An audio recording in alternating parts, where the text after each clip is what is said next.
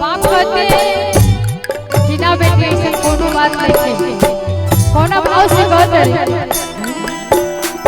नाही बेटी रहल तू चोरनी से, नाही तू चटनी रहल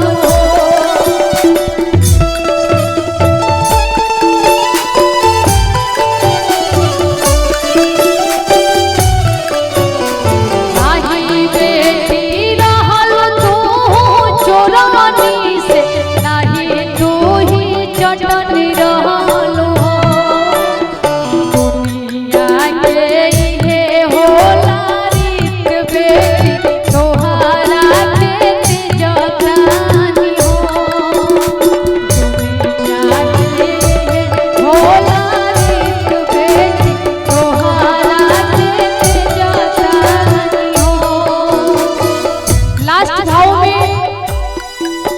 शब्द के माध्यम से बाप बड़े वियोग से कहते हैं। वो बात सुन के बेटे के बड़ा कष्ट होगा। लड़की कहती है, का कहती है, अरे अरे बाबा हो कोई सन तो हर जियावा, अरे अरे बाबा हो कोई भैया कहाँ है, बुला दीजिए। क्या नाम है? अच्छा, बम जी की तरफ से हमारे भाई के 1 साल शहीद जी है ना, बहुत सारा पुरस्कार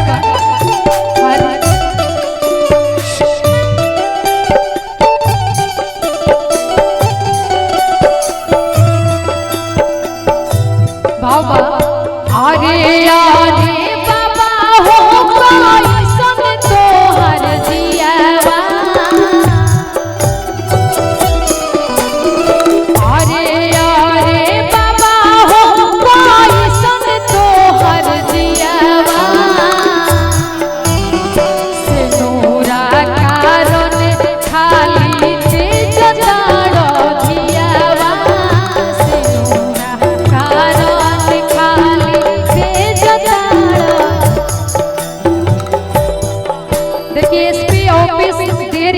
रंजन पासवान जी की तरफ से बहुत सारा पुरस्कार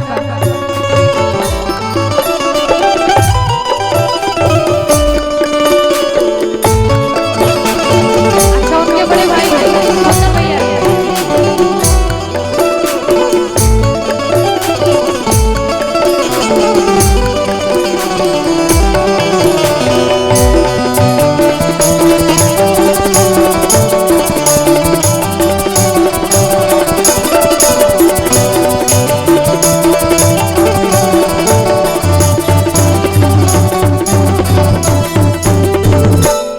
जैसे रामायण का एक 5 दोहा जो होता है वो लास्ट श्रेयांश होता है, वैसे हमने के शादी विवाह के कलेक्टर भैया शादी विवाह के एगो दूगो ऐसा शब्द होला जो शादी के सबसे मुख्य चीज होला।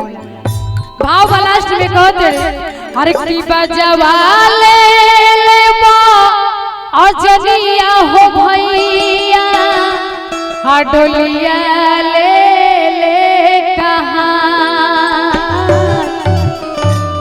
अपनिया ले कुंदन हो भैया, हाँ बहिनी सगवा जा। कुंदन भैया के कोई एगो छोट के बड़ भाई रंजन भाई आए थे, अभी पुरस्कार देके गए।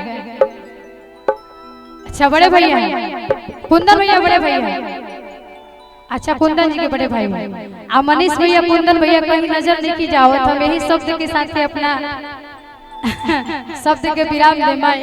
हर की बजवाले लेबो जनिया हो भैया, डोलिया ले कहाँ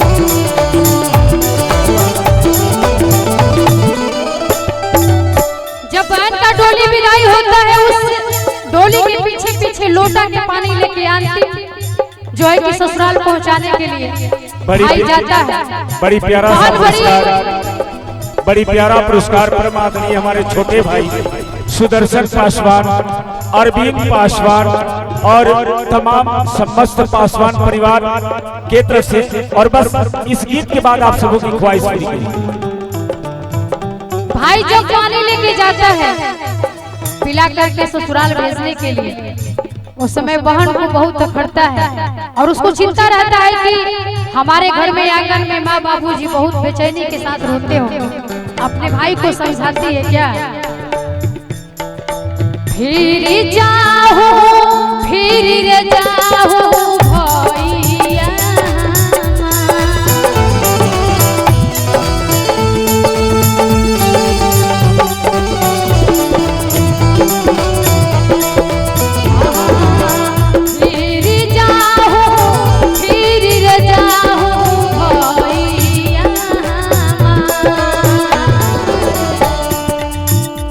अरे माई घर रोवत होई है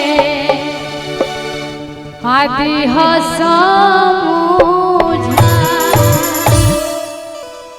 हाई लास्ट भाव। अरे की माई घर